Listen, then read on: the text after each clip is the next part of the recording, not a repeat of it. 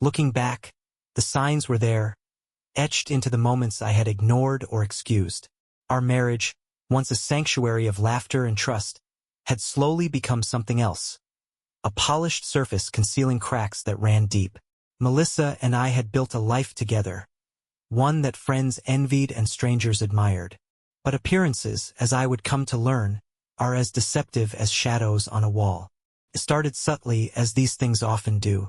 Melissa's late nights became more frequent, her explanations more rehearsed.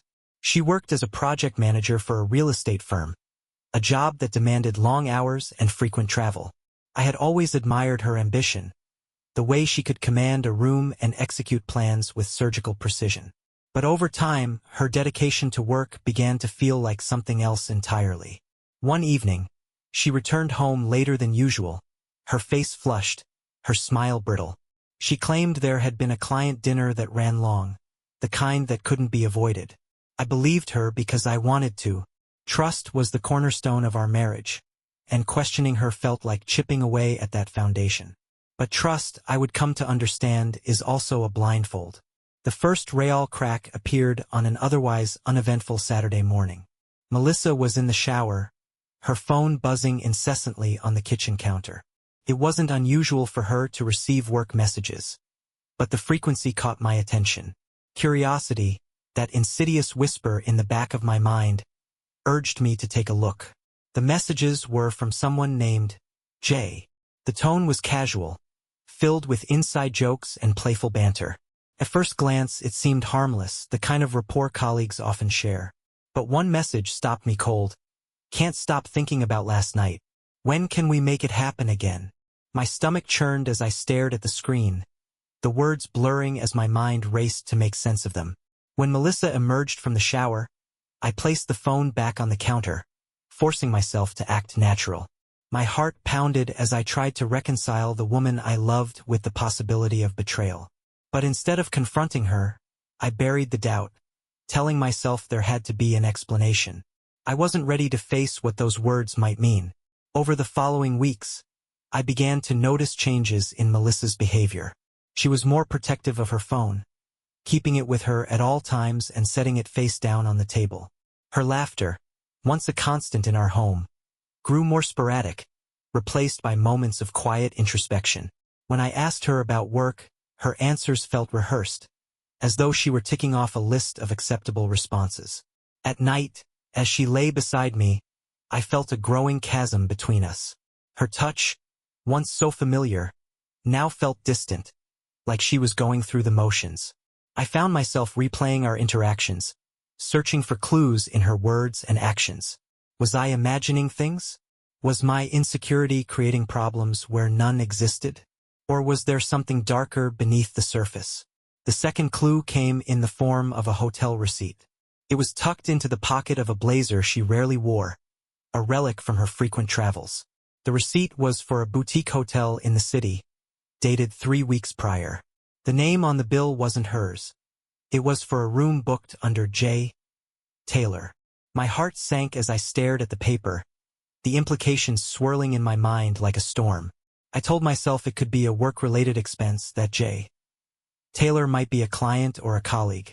But the name on the receipt matched the initial from the text messages, and the coincidence was too glaring to ignore. The evidence was mounting, but I still clung to the hope that there was a rational explanation.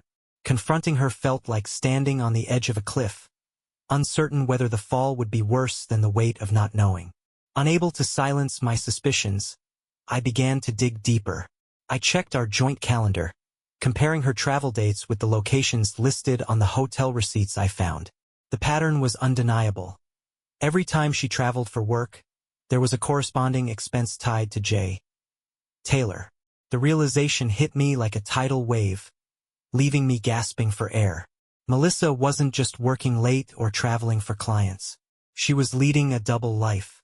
I began following her movements more closely, noting the times she left and returned home, the excuses she gave for her absences. On one occasion, she claimed to be attending a late meeting, but I saw her car parked outside a different hotel, its silhouette illuminated by the flickering neon sign. I waited for hours, my hands gripping the steering wheel, my breath fogging the window as I watched for her to emerge. When she finally did, she wasn't alone. A man, tall and sharply dressed, walked beside her. Their body language was intimate, their conversation animated. They paused near her car, their laughter ringing out into the night before he leaned in, his hand brushing her arm. I felt a surge of anger and heartbreak as I watched them, my worst fears materializing before my eyes. That night, I lay awake, my mind a whirlwind of emotions. Anger, sadness, betrayal. Each one vied for dominance, leaving me paralyzed. I wanted to confront her, to demand answers, but the thought of hearing the truth terrified me. What if she admitted it? What if she didn't? The uncertainty was suffocating, yet the prospect of resolution felt equally unbearable. In the days that followed, I became a ghost in my own home. I watched Melissa more closely than ever, noting every detail, every inconsistency. Her smiles felt hollow, her laughter forced. I wondered if she sensed my suspicions, if she could see the cracks in my facade. But if she did, she gave no indication. The evidence I'd gathered weighed heavily on me, a silent burden I carried with me everywhere. Each receipt, each message, each observation was a piece of a puzzle I wished I could unsee. My love for Melissa was a thread that bound me to her, but with every passing day, that thread grew thinner, stretched to its breaking point. I knew I couldn't live in limbo forever. The truth, no matter how painful, was the only way forward. But confronting Melissa meant risking everything. Our marriage, our life together, the memories we had built. I wasn't sure I was ready to face that reality. Yet, deep down, I knew the moment was approaching, the point where I would have to choose between the comfort of denial and the clarity of truth. As I stared at the growing collection of evidence, I felt a surge of determination. Melissa might have been living a double life, but I refused to let her deception define mine. Whatever lay ahead, I was ready to face it. The cracks in our foundation could no longer be ignored. It was time to uncover the truth, no matter the cost. The day I decided to confront Melissa, I felt the weight of a decision that couldn't be undone. Everything about our life together had been a mosaic of moments. Dinners, laughter, plans for a future that now felt like a lie. But there was no undoing the hours I had spent piecing together her betrayal. The receipts, the hotel visits, the text messages. They were the threads that unraveled the tapestry of our marriage. I waited for her to return home from her latest client dinner. The clock ticked past 11, each second dragging like a dull knife. When she walked through the door, her demeanor was calm, even cheerful. She kissed me on the cheek and went to the kitchen, humming a song I couldn't place. Her ease was almost maddening. Felt like I was drowning, and she was on shore, oblivious. Instead of saying anything, I sat with my thoughts, letting them fester like a wound. The confrontation I had planned felt like a boulder in my chest. But in the days that followed, something unexpected happened. I hesitated. I began observing Melissa with a kind of forensic focus. Each move she made became a piece of evidence. Every smile she offered, every laugh she gave, every glance she spared me. They were all weighed and dissected. I tracked her work schedule obsessively, cross-referencing her claimed locations with phone GPS data I managed to access. The results were both damning and surreal. She wasn't just meeting this J. Taylor occasionally. It was frequent, deliberate, and meticulously hidden. I followed her once. She left the house dressed in her usual professional elegance, her bag slung over one shoulder as she clicked her way to the car. My own vehicle lagged several lengths behind hers as she navigated through the city. When she arrived at yet another boutique hotel, my chest constricted. I parked down the street, staring as she disappeared through the double-glass doors. Minutes stretched into hours. My mind conjured images of what might be happening inside, each scenario worse than the last. When she finally emerged, J. Taylor was with her. He was younger than I expected, sharp features and the kind of confidence that bordered on arrogance. They exchanged a lingering look before parting ways. It was all the confirmation I needed, yet it did nothing to quell the storm inside me. In my desperation, I confided in someone I trusted, my friend Mark, whose cynicism about relationships often veered into the realm of paranoia. Mark had a knack for technology and a penchant for uncovering truths most people would rather leave buried. When I told him everything, he didn't seem shocked. Instead, he offered a kind of grim understanding. Mark helped me delve deeper. Using tools I barely understood, he combed through Melissa's digital footprint. What he uncovered was both enlightening and harrowing. She had an alternate email account, one she never used at home or on shared devices. It was filled with correspondence with Jay. Taylor. Their exchanges weren't just about their personal rendezvous. They discussed work projects, hidden bank accounts, and financial transactions that didn't add up. Mark was the one who noticed the payments. Small, carefully spread out deposits into a joint account Melissa shared with no one I knew of. The money wasn't hers alone, and it wasn't just coming from her salary. It was clear that Jay, Taylor and Melissa weren't simply lovers. They were partners in something far more complicated. The idea that Melissa was leading a double life became more apparent with each discovery. She had created a version of herself that was entirely separate from the woman I thought I knew. Her calendar was filled with false appointments, her explanations rehearsed, her every movement cloaked in a veneer of normalcy that barely concealed the chaos beneath. Once, while she was at work, I went through her office at home. There were receipts for dinners at restaurants I had never heard of, tickets for events she had claimed were work functions, and a keycard for a storage unit downtown.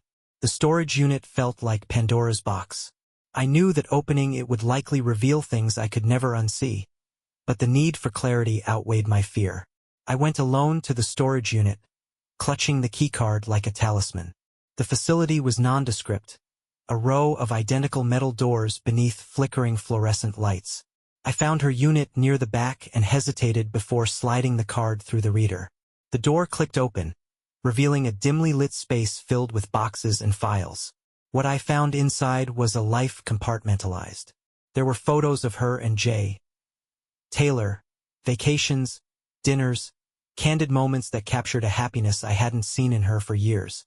There were documents detailing projects they had worked on together, some of which involved her firm, others that seemed unrelated but suspicious. And then there were the gifts.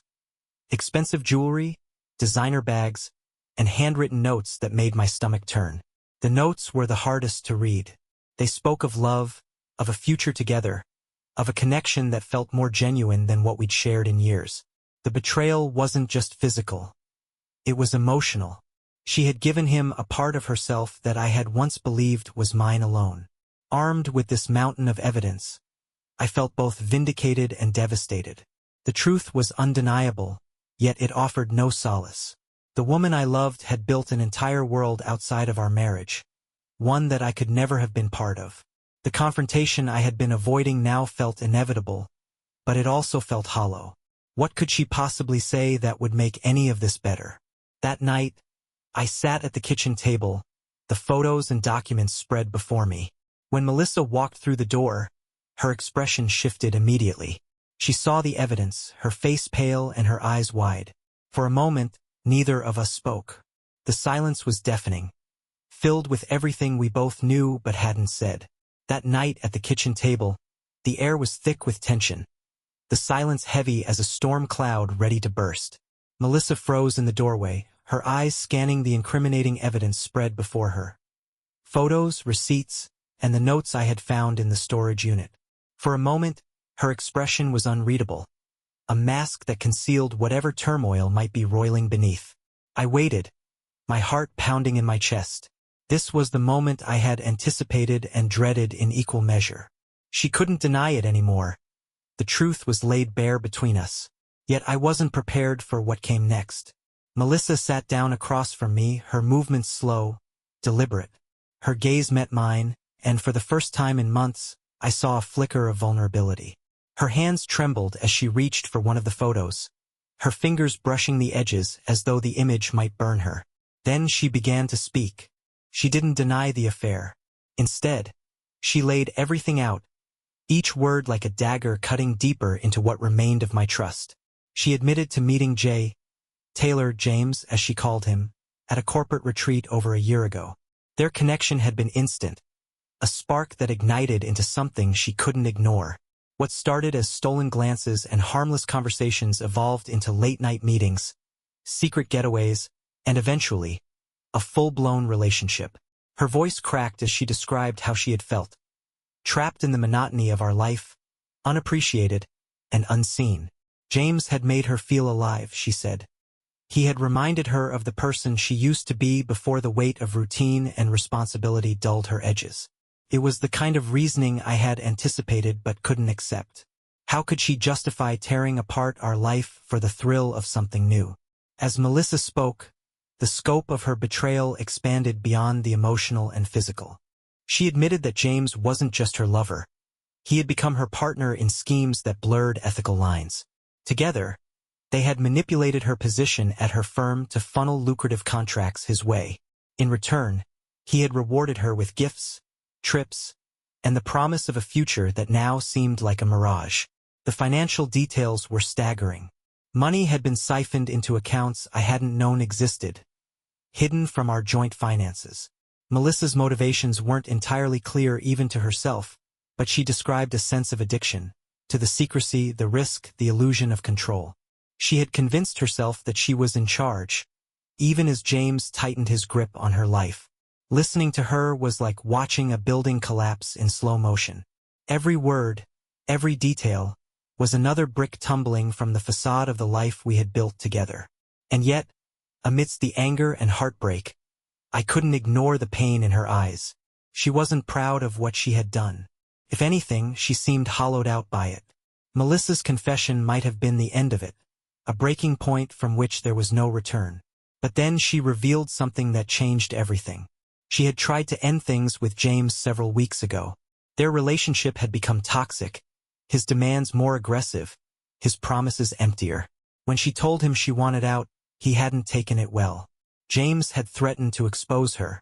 He claimed to have evidence that would ruin her career and destroy her reputation. He knew about the money, the contracts, the secrets she had worked so hard to keep hidden. If she walked away, he said, he would make sure she lost everything. This revelation reframed the situation in a way I hadn't expected. Melissa wasn't just a cheater. She was a woman ensnared in a web of her own making, trapped by a man who had exploited her vulnerabilities. My anger didn't disappear, but it became entangled with something else. A sense of responsibility. As much as I hated what she had done, I couldn't ignore the danger she was in. Faced with the full scope of the situation, I knew we couldn't handle this alone. I contacted Mark, who had already proven his resourcefulness during my initial investigation. When I explained the new developments, he didn't hesitate. He suggested we gather as much evidence as possible, not just against James, but also to protect Melissa from the fallout. Over the next few days, Mark helped us comb through Melissa's correspondence with James, her financial records, and the contracts they had manipulated.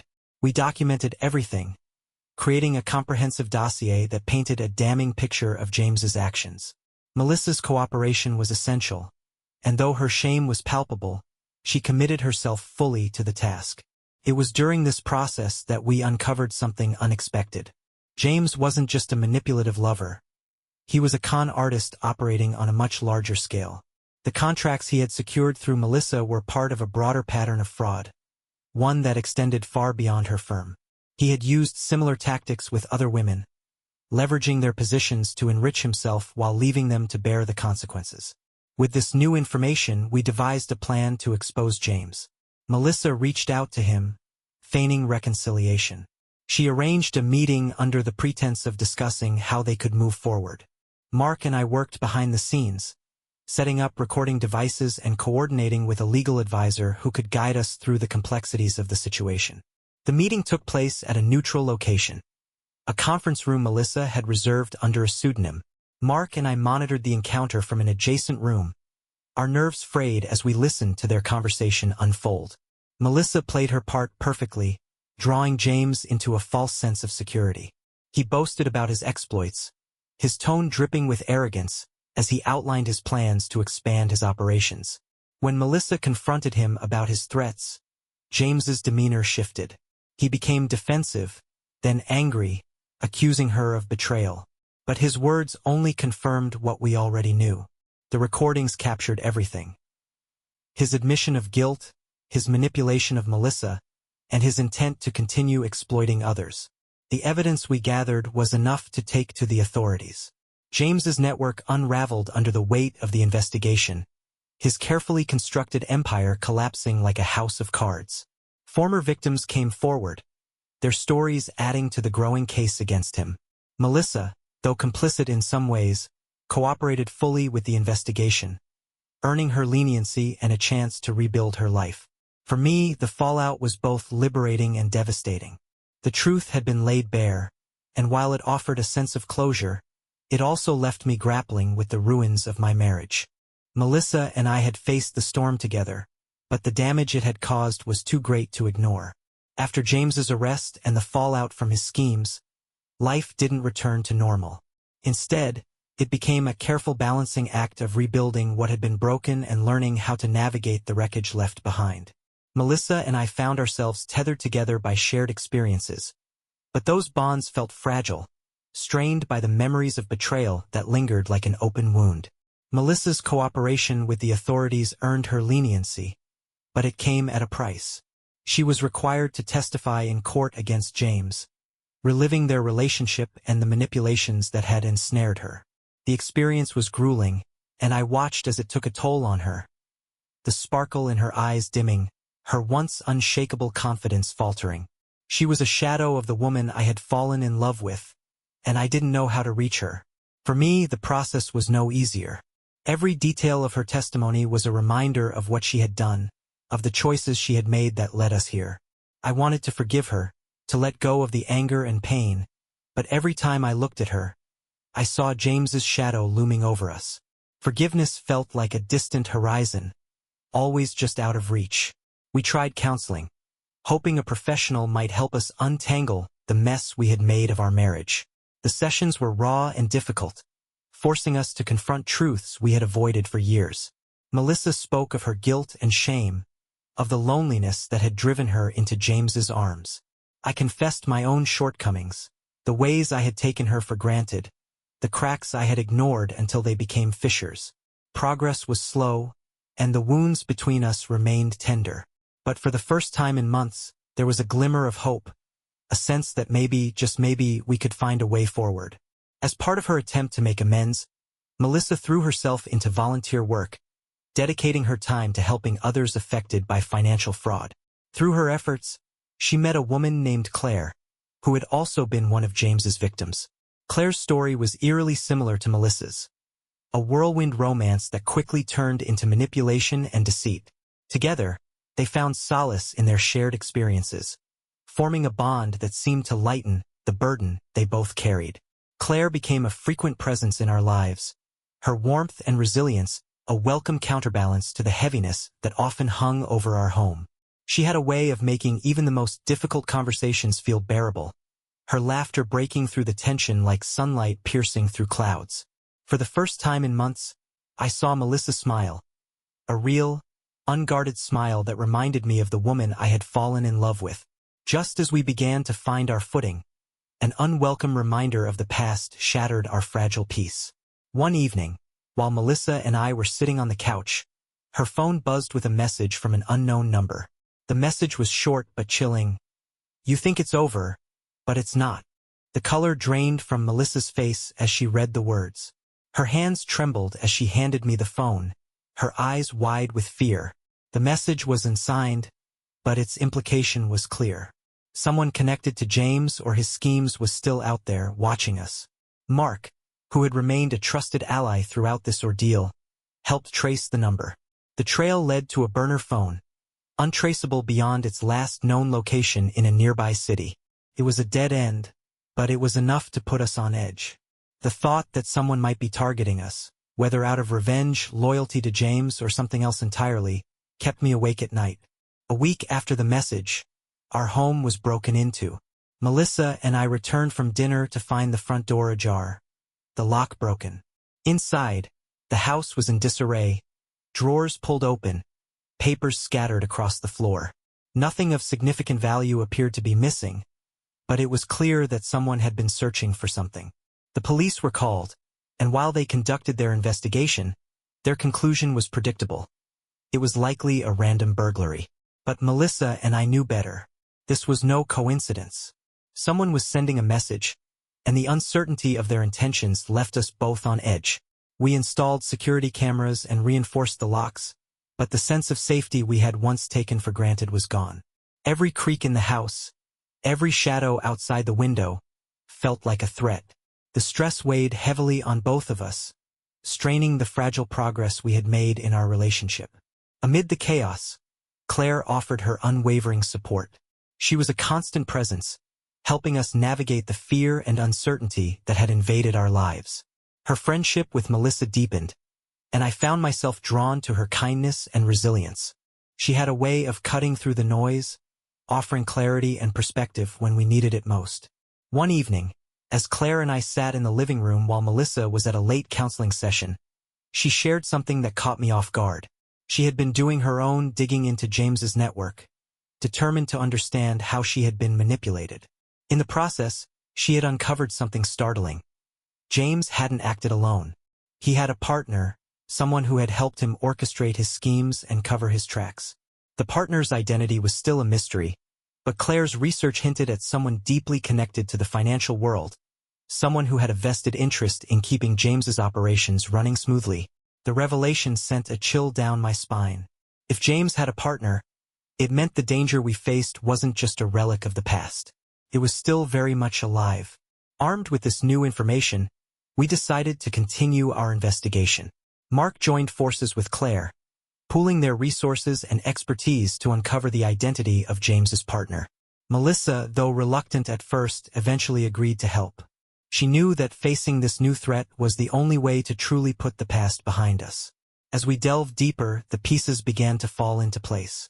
Financial records, encrypted emails, and anonymous tips painted a picture of a sprawling network that extended far beyond James. It was a tangled web of power and greed, and we were only beginning to unravel it.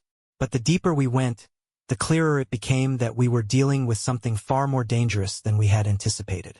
The partner wasn't just a silent benefactor. They were a mastermind, someone who had orchestrated James's rise and was now determined to protect their empire at all costs. As we dug deeper into James's network and the identity of his mysterious partner, the scope of what we were uncovering began to feel overwhelming. Financial corruption, hidden accounts, and connections to high-profile figures painted a picture of a conspiracy that extended far beyond anything we had imagined. Every new piece of evidence was a thread leading to more questions, and the closer we got to the truth, the more dangerous it felt. Mark and Claire's research eventually led to a breakthrough. Using a series of encrypted emails and financial transactions, they identified James's partner, a man named Victor Langston. Victor was a powerful figure in the financial world, known for his philanthropic image and high-level connections. To the outside world, he was a respected businessman. But behind closed doors, he was the architect of a sprawling empire built on manipulation and fraud. Victor's involvement reframed everything. He wasn't just a shadowy figure behind James. He was the one pulling the strings. His influence extended into politics, law enforcement, and even the media, ensuring that his operations remained untouchable. Exposing him would require more than just evidence. It would require a calculated plan to dismantle his empire piece by piece. With Victor's identity confirmed, we realized that the stakes were higher than ever. The break-in at our home and the threatening message weren't random acts. They were deliberate attempts to intimidate us and derail our investigation. If we were going to take Victor down, we needed to act quickly and decisively. We decided to use the same strategy that had worked against James, baiting him into revealing his hand. Melissa reached out to Victor through an intermediary, posing as someone eager to reclaim her position and rejoin his operations. The risk was enormous, but Melissa was determined to see it through. She knew that confronting Victor was the only way to protect herself and finally put the past behind her. Mark and Claire worked tirelessly to set up a secure environment for the meeting. Hidden cameras, recording devices, and backup plans were all in place to ensure that we captured everything. The meeting would take place at an upscale restaurant, a location chosen to give the illusion of safety while allowing us to monitor from a distance. The night of the meeting, Melissa was a study in controlled nerves. She dressed impeccably, her demeanor calm and confident, as she prepared to face the man who had manipulated her life from the shadows. I watched her leave with a mix of pride and apprehension, knowing the danger she was walking into. Victor arrived at the restaurant with an air of quiet authority. He greeted Melissa warmly, his charm masking the predator beneath. Their conversation began with pleasantries, but Melissa quickly steered it toward the subject of their past dealings. Victor's responses were measured, his words carefully chosen as he tested her loyalty. As the conversation progressed, Melissa brought up the contracts and financial transactions that had tied her to James. She feigned regret for her role in the fallout, hinting that she was looking for a way back into the fold. Victor's interest was piqued, and his tone shifted. He began to speak more openly, outlining his plans to rebuild and expand his operations. Unbeknownst to Victor, every word he spoke was being recorded. Mark and Claire monitored the conversation from a nearby location, their faces tense as they listened to the man who had caused so much destruction. When Victor finally leaned in and made an incriminating offer to Melissa, we knew we had what we needed. The evidence we gathered from the meeting was enough to launch a full-scale investigation. With the help of the journalist who had exposed James, we leaked the recordings to the media, ensuring that Victor's crimes would be brought to light. The public outcry was immediate, and law enforcement agencies were forced to act.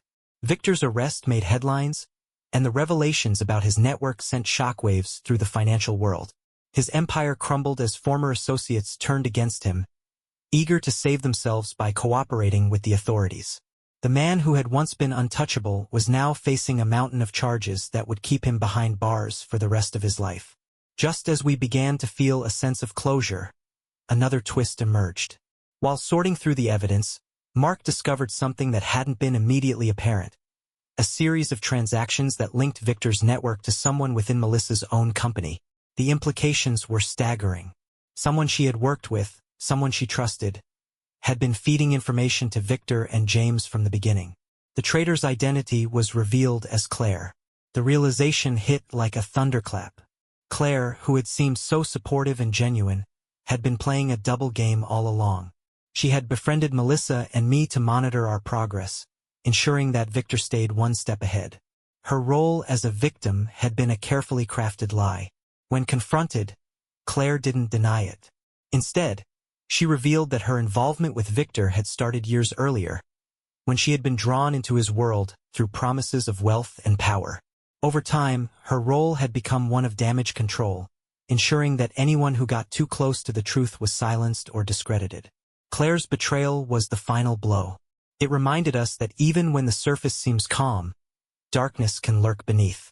She was arrested and charged alongside Victor, her confession sealing her fate. The tangled web of deception that had ensnared us for so long was finally unraveling. For Melissa and me, the end of the ordeal brought a sense of relief, but it also left scars that would take years to heal. Our marriage, battered and bruised, had survived, but it was forever changed. We had faced the worst together, and though the trust between us was fragile, it was something we were determined to rebuild. Months later, as we stood together on a quiet beach watching the sun set, I reflected on the journey that had brought us here. The pain, the betrayal, the danger. It had all shaped us in ways we couldn't have imagined. But it had also taught us the value of resilience, the importance of honesty, and the strength that comes from facing the truth, no matter how difficult it may be.